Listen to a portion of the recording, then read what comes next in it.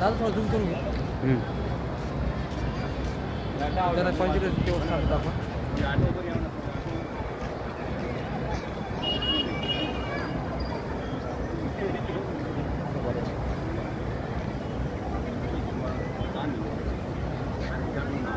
नमस्कार मित्रांनो, ही पंचवटी नाशिक. आज आमच्या इथे हमेशा दरवर्षी नाशिकमध्ये गर्दी होत असते गोदावरी मातेवर.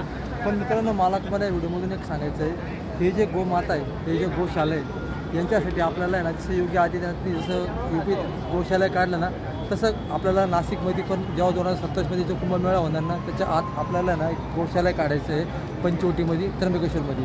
तिथं आपले जे भटकंती गोमाता असतात, तसं आमच्या आंबडमध्ये आम्ही बऱ्याच ठिकाणी पाहिलेलं आहे की अशा गोमाता असं ज्या फिरतात, लोक त्यांना काठीनं मारतात आणि त्यांच्या असा हा जो अन्याय झाला नाही पाहिजे, त्यांच्याबद्दल आपल्याला चांगलं कार्य घडेल तेवढं घडण्याचा आपण प्रयत्न करणारे मित्रांनो.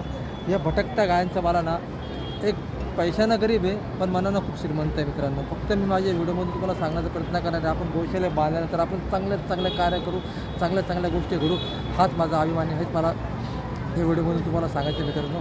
जय हिंद, जय महाराष्ट्र.